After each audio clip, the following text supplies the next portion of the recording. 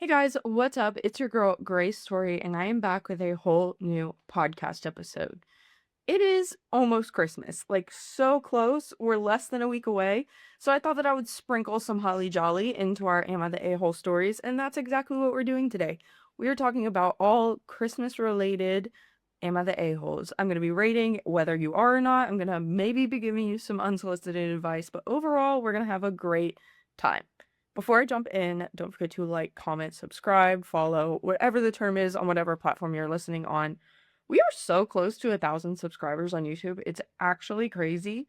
Did not expect that. It'd be really cool if it happened before 2026. So if you could take like a second to do that, it's free and it means the absolute world to me, helps out my channel, and it'd be so cool to celebrate that going into the new year. Without further ado, let's go ahead and jump on in. I'm Grace Story, and you're listening to That Girl the Podcast. Grab a beverage of choice and settle in, because the new episode is starting now. This first one is titled, Am I the A-hole for not gifting the person I picked for Secret Santa after being laid off and put on garden leave? And most of these were posted within the past day, so this was 19 hours ago. In October 2025, my manager's manager organized a Secret Santa at work for around 40 people. Participation was optional, the budget limit was 20 euros, and we used a website that assigned people anonymously and let everyone add a wish list and shipping address. I feel like October is really early to do this. This may be like even November, beginning of November thing, because things like this happen. Like, October's just way too early. I feel like people aren't even thinking about Christmas in October, but continuing. I signed up and was assigned someone. I could see his wish list and address, but I don't know who had me. In late November 2025, after the Secret Santa had already been organized, I was unexpectedly laid off. I was put on garden leave for 2 months, meaning I was technically still employed and being paid, but I was clearly told not to come into work. Okay. Weird. Does HR know about this? Lots of questions, but continuing. Even though I was on garden leave, the company asked me to return my laptop and equipment about a week after the Secret Santa gifts were meant to be exchanged. That made it feel very final, like I was already out socially and professionally. Yeah, no, you're done, brother. The second they ask for their stuff back, they're trying to ghost you. Because of this, I messaged my manager's manager and explained that I no longer felt comfortable participating in the Secret Santa since I had been laid off. I suggested that maybe the person who picked me could be reassigned to the person I had picked so the exchange could still work without me being involved. Yeah, that sucks for the person that you picked, but like, no, you're not gonna, like, if you get laid off, I feel like you're automatically not responsible for Secret Santa, which is another reason why they shouldn't do it that late. They should have had HR involved and not just done it willy-nilly. And I don't know, like, I don't see how you could be in the wrong. And I don't know, like, let's keep reading. Later, I heard through someone still at the company that people were saying I was selfish, that I accepted a gift but didn't give one, and that I could have easily sent someone since the website already had the address. No. From my point of view, I had been laid off, told not to engage with work at all, and asked to return my equipment shortly after the exchange. I had already said I don't want to participate anymore, and continuing a work tradition with a company that had just let me go felt uncomfortable and inappropriate. Let me think on this. So I've been in corporate America for like I don't want to say how long, like 4 years. That's not.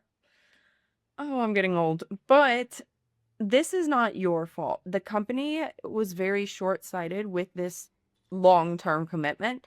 In October of 2025, they should have had something in mind in the event that this would happen. More often than not, people know layoffs are coming. Like, the manager's manager should definitely have an inkling that layoffs are coming. And I bet you that's potentially why they did shipping addresses. Maybe it's because a lot of people work from home. That could be another reason. But I just feel like they knew ahead of time. They maybe didn't know who would have a layoff, but they probably had an inkling that it was coming. And to do it right before Christmas, diabolical. I mean, I know sometimes they don't have a choice, but oof. And then you brought up Secret Santa. They should have gone out of their way to get a present for the person that you no longer were with. Like, even if HR went to Target and did something small, or, well, you're in another country, so I don't know if they have Target, but they didn't have to do anything crazy, but just so that person still felt included. And then for your gift, like maybe it was something they could have gifted to that person. Like there are ways that don't involve you. When the company lays you off, they are cutting your ties. Like you're done. Like you have no responsibility to them. And that sucks for the office people, but to put it short and sweet and like to be honest, that's not your problem. That then becomes work's problem. And they didn't think it through. Like someone's the a-hole and it's not you. Like you could you have done something to maybe be nice? Like I guess, but again, like not your responsibility at the end of the day. You have bigger fish to fry considering you are no longer employed. So, no, you are not the a-hole. The company is, and the people who think that you're being selfish, yeah, no. All of the comments are saying not the a-hole, and they are basically saying like you're fired, you were fired. Like who calls an fired employee selfish? Like they all agree, so you are not the a-hole. We all have the verdict for you. This one was posted 1 day ago and is titled, Am I the a-hole if I tell my son he can come late in the evening, Christmas Day, or another day instead? My husband passed away several months ago, so it's just me in our house. I'm so sorry. Our son and his wife live about an hour away, so I still see him pretty regularly and we have a really good relationship. My brother-in-law and his family live about 2 hours away and we still have a good relationship. Anyways, my son had originally said that he and his wife would like to come spend Christmas Eve with me, as usual, and then Christmas Day with his wife's family. They live about 20 minutes from them. Now, however, they want to come see me and get gifts about 3 p.m. on Christmas Day. He said that his wife's brother is having a family Christmas party on the evening of Christmas Eve, and then they need to go to her parents' house the morning of Christmas, since that's what they always do. So they won't be able to come to my house on Christmas until around 3 p.m. My brother-in-law has invited me to come to his house. My son and daughter-in-law are invited too for Christmas dinner and gift exchange starting at 11 a.m. I'm thinking about going to this and telling my son he can come to my house late that evening, or we can do Christmas another day. Would I be the a-hole if I do this? Since my husband is gone, I don't want to spend the majority of Christmas home alone. Yeah, I don't think you're the a-hole at all. The role that I typically use is we go in order. Well, we have like our standing appointments, I guess, of what we do on Christmas and Christmas Eve, as well as Thanksgiving. And Josh's parents live now 2 hours away, but before they lived about an hour away. My mom lives about an hour away. So we have like a very similar dynamic, and it's one day we go to this family, the other day we go to this family.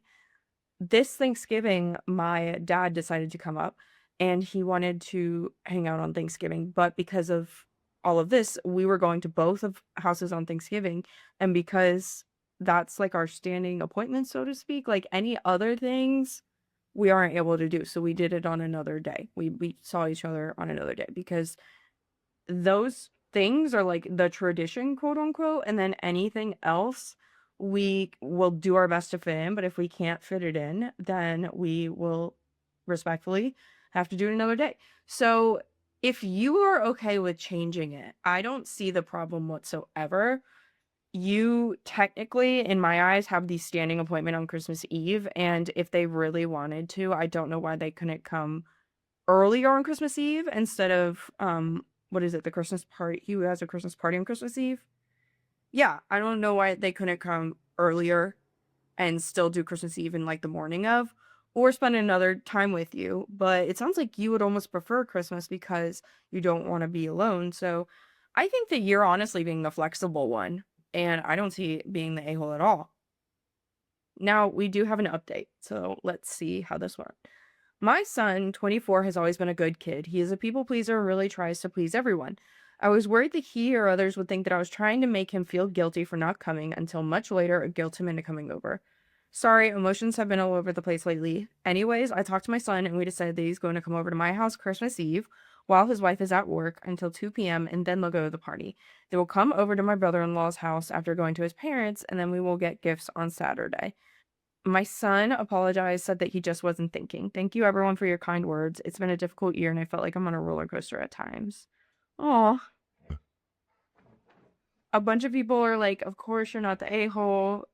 It's your first Christmas alone.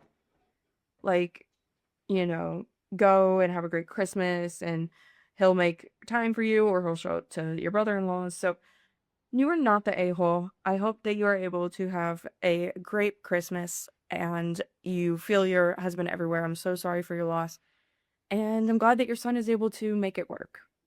Switching gears, this one is titled, My Husband Wants to Abandon Pregnant Me for the Christmas Period.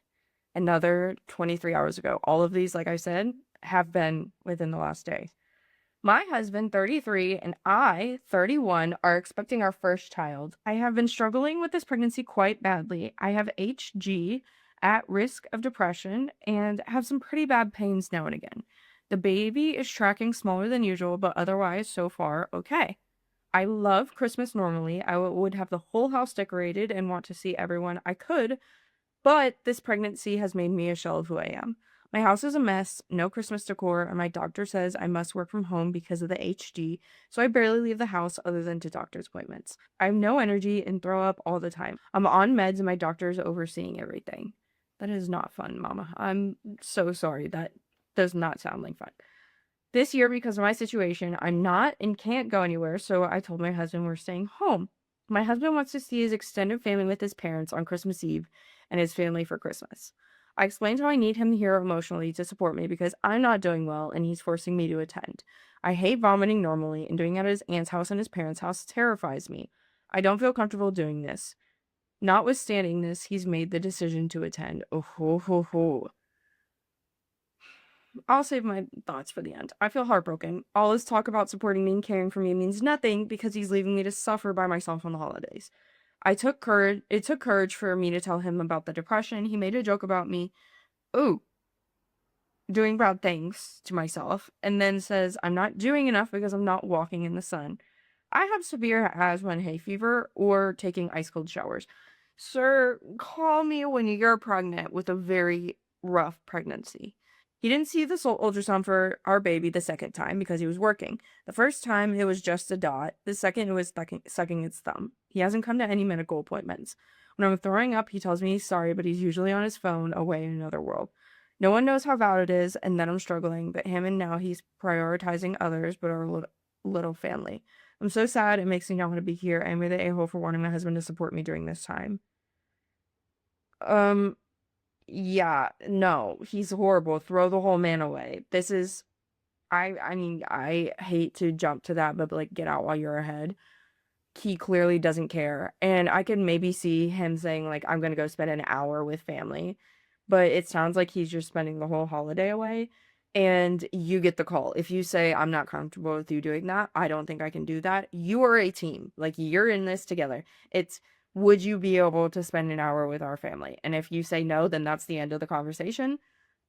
End of it. And then him not validating you for feeling depressed is a huge no. He doesn't have to understand it. He just has to validate your emotions and make you feel like you have that support. And he just has to care. Like, he doesn't have to understand. He has to care. He clearly doesn't. He doesn't want to be involved in the pregnancy. It's just so many red flags. And there's an edit that gives a little bit more context. So it says his immediate family knows I am struggling with HG. They don't know about the depression. His extended family don't know about the pregnancy yet. Given the baby is tracking small, I wanted to wait until the 20-week scan. He's not happy about it.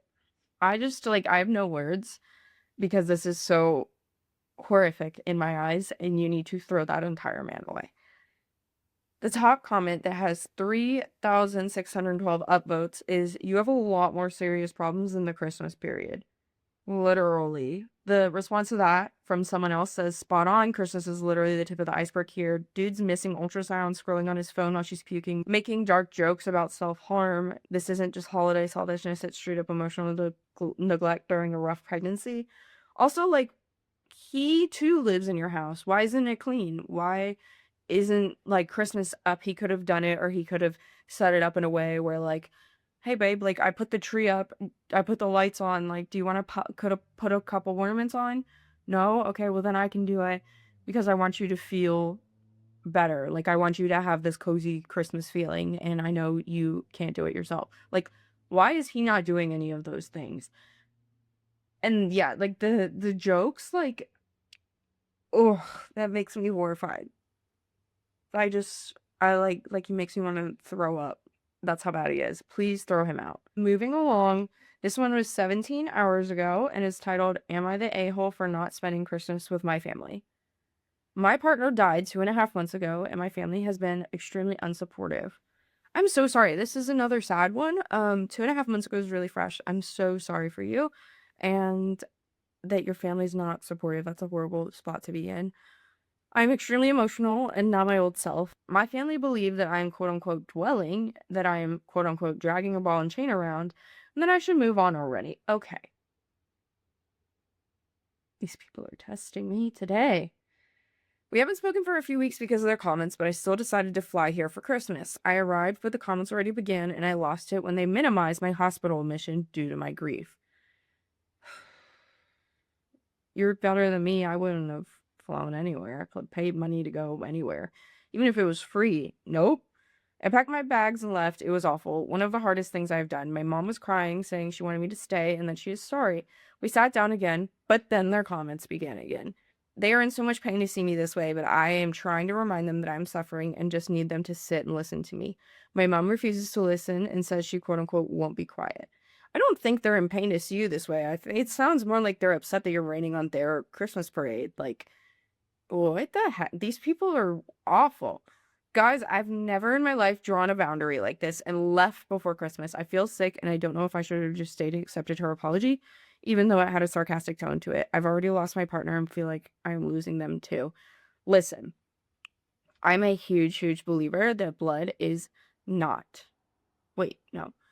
What is this saying? Blood is not thicker than water? My brain's not working. Huge believer in that, whatever it is, though. You do not have to stay around family who is treating you poorly simply because they are family. Do you have friends you can lean on? Do you have somewhere you can go? Because I don't think you necessarily need to be alone for your first Christmas without this partner.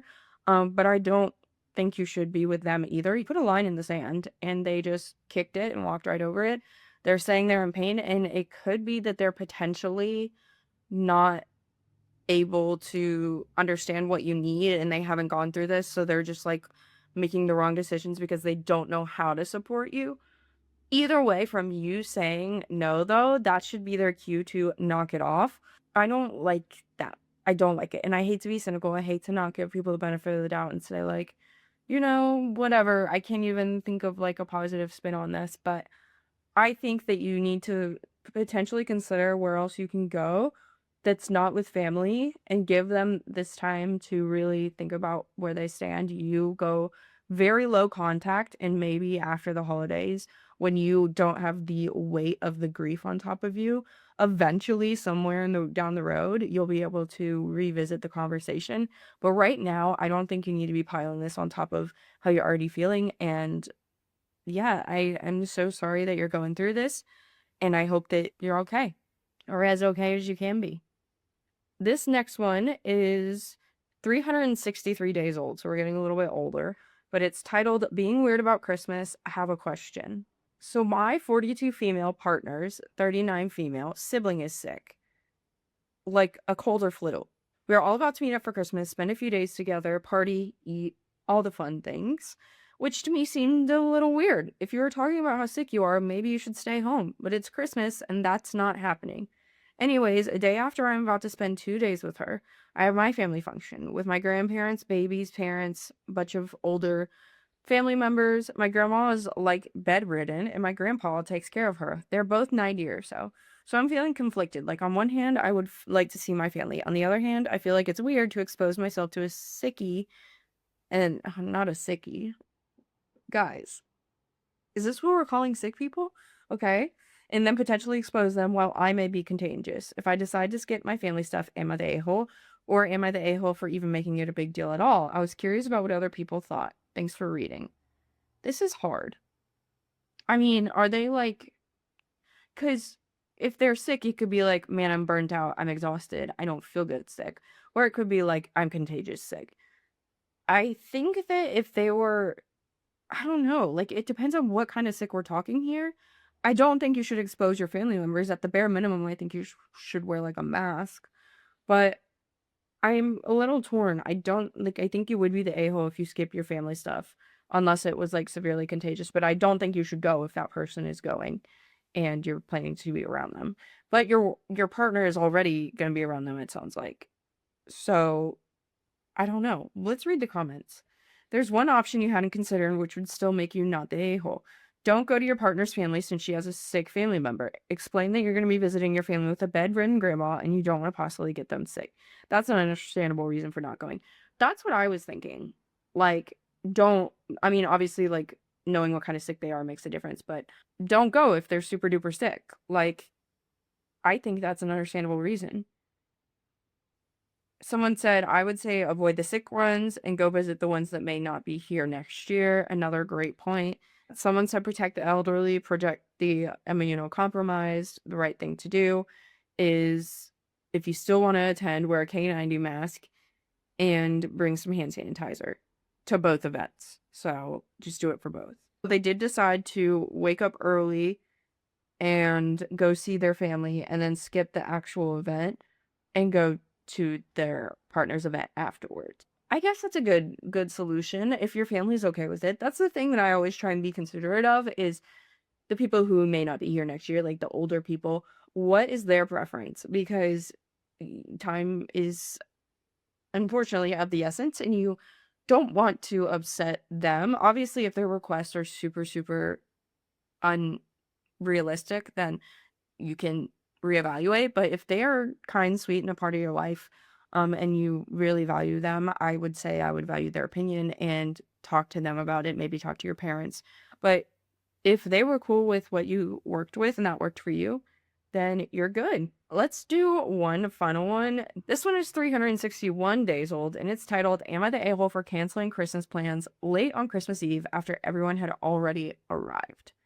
I, 25 male, was meant to host my siblings, 19 male and 21 female, for Christmas. Our mom passed away several years ago, and I finished raising them because the a-hole who just made us walked out when my mom was pregnant with my brother. My siblings don't remember him, but I do. My memories of him are not happy ones, and I even remember him physically doing some bad things to his mother, twice. The thing is, we were better off without him, but he avoided child support even though mom chased him through the courts for years. He never paid. I always hated him. I always hoped he died at some point and would never be able to F up our lives again. My siblings didn't really talk about him, and neither did I. Though we did talk about what he did to mom and the bad stuff I remembered outside of that. There were 2 times years ago when they asked mom, and she answered their questions in the best way she knew how. When mom died, my siblings were both under 18, so I moved them in with me and we made it work. I also helped them go to college, which is what they wanted. I was finally able to afford a nice place for myself, and I always welcomed them to stay with me if we needed to, and it was clear I would be hosting Christmas for us for at least a few years. This year wasn't an exception, and they arrived yesterday morning. We hung out all day, and they had mentioned a hotel, and I asked if they had rooms in one, and they said no, that they thought we should go to a hotel restaurant one of these days. But they were acting off, and by 11 p.m. last night, I found out why. Yeah, I think that would have tipped me off. A hotel restaurant is very random. Was it a specific one? Or, anyway, they had reached out to the guy who made us and had a relationship with him, and they knew I didn't want one, but decided to invite him to my home for Christmas. They told me they wanted us to be a family. I said no, and I told them I was never letting that man into my life. They said I can't avoid him while they have a relationship and to give it a chance, and it's Christmas and family. I told them to stop and that he will never be my family. They told me he was in a hotel room waiting to come today for Christmas Day dinner. We argued and they told me I needed to give this a chance and he's my dad. I told them I wanted nothing from that man and I wish he'd unalived and left us the F alone. They told me it's horrible to wish someone dead and that he was coming whether I wanted him to or not. Absolutely not. It is your house. This is not the way to introduce a family member back into the family. It's your decision at the end of the day. If you choose not to have a relationship, they cannot force one upon you. And inviting him to your space for Christmas dinner that you had to fight tooth and nail for because he didn't want to be a father when it mattered most. Absolutely not. Absolutely not. And I'm trying to give your siblings the benefit of the doubt because they just want a dad. They want someone to call their dad.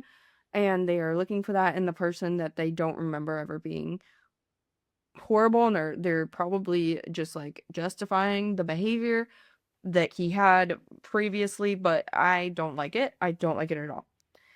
I kicked them out and told them none of them are welcome. And I said, if he F's them over or or physically gets them or threatens them, which he did to me when I was just a little kid, then they should not come to me because I wouldn't pick up the pieces.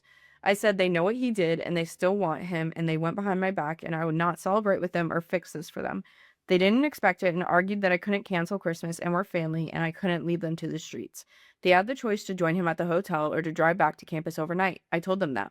They texted a bunch, but I didn't reply and I woke up a while to more of them. I think that you were really harsh in your response, but I think that they caught you off guard and you were pretty much like backed into a corner. And that is leading to you having like a scared animal response where like you're just lashing out because you were like backed into a corner, deer in headlights. And I've been there before, so maybe that's why I'm being a little bit more sympathetic. I think that you could have spoken differently, but I also think that you were trying to get a specific point across. And sometimes people don't listen unless you are really harsh. So I don't think you should have like said, when he hurts you, I won't be there, and gone into exchange like deep detail about that. But I also can see where you're coming from. So while it was definitely the a-hole thing to do, and you shouldn't have responded that way, I think that it is justified in a way because you were backed into a corner, and I don't think that you typically would react that way and you're like inherently a bad person. With that same note, you cannot choose who anyone else deems family. If you don't want to be around your dad, you don't have to be, but you also can't berate your siblings and tell them who they can and can't have as a family member. It's not your choice. They're adults, and as hard as it is, you have to just set that line in the sand and say, "Look, I want nothing to do with him. I don't want a relationship. I don't want anything. You can have your relationship. I don't approve of by any means, but it's not my like my decision.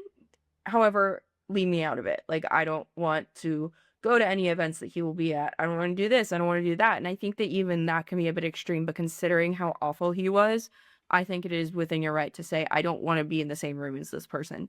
So for them to invite him to your house is extremely out of line. I'm just blaming that on their very young age and their naivety. Is that, listen, I'm a little sick, so my brain's not working, but is it ever really working? Anyway, continuing. I'm blaming it on their age and how they didn't really see the things that you did because you sheltered them and, well, he left. I don't know. That's where I stand on it. Let's see what Reddit says. I think that ultimately, obviously, your dad is the biggest a-hole of them all. Your siblings are then the a-hole, and then you're like a slight a-hole. So everybody is, but you're not. It's not because you kicked them out. I think it's because of how you spoke to them, if that makes sense. Top comment is, if they thought you would have been okay with it, they wouldn't have waited until Christmas Eve night to tell you. Exactly. Not the a-hole. You are justified in what you said and did. They have no right to give you zero choice in the matter. That is so out of line. Unfortunately, they get what they deserve now. They are free to give him the time of day if they wish, but to force it on you is something else entirely, especially on Christmas Day. Sorry, but as siblings go, that is the absolute worst, most ungrateful and selfish act they could do. And then OP responded and said, exactly, and I only found out last night because I realized something was off and they realized I suspected something. Otherwise, I would have been blindsided today. That's just not safe. Like, imagine what would have happened if he could have walked in. Like, you would have, punches probably would have been hurled, like, words would have been exchanged, the police probably would have been called. Horrific, horrific timing. The other thing I want to say is, going back to how you can't choose who your family members are, you should say to them, you can't expect me to be okay with you having a relationship and then you not respect that I don't want to have a relationship. It goes both ways. Like, if you want me to respect your relationship with him, you cannot turn around and tell me I have to have one. Like, you gotta respect my decision. But yeah, I just, that one was hard, and I really apologize. This was a year ago now, so I'm hoping that you are able to find some sort of, some middle ground where you and your siblings aren't totally off and now everything's swell and everybody's great. You know, I always want the best for you, even if it's a little bit diluted with show. So I really hope that you ended up having a good Christmas, or this year things are a lot better and you're on track to have an even better Christmas. With that being said, that is our last story. I love you guys so, so much. I really appreciate you. And if I don't talk to you again before Christmas on Thursday, which I probably won't, I hope that you have a great holiday. If you celebrate, I hope that everybody gets along. If there's any drama, it's the fun, entertaining kind and not the diabolical, horrible kind. And you are ready for the new year. I'll talk to you guys before then, but it will, I hope that everything is in a good spot for you. I am gonna edit this and then go take a nap because, like I said, I'm not feeling too hot, and that's why we're feeling a little crazy kooky. I don't know what am I even saying? I feel like I'm like Delulu because I have a fever, but it's fine. Everything's fine. I will catch you guys on the flippity flip. Don't forget to like, comment, subscribe, follow. We are hitting it hard in 2026. I have so many fun plans. The podcast set will be done soon, and then we won't be at my office desk. And it's going to be a good time. But I love you so much, and I'll catch you later. That's not my outro. Okay, I love you guys so much, and I'll see you in the next one. Bye.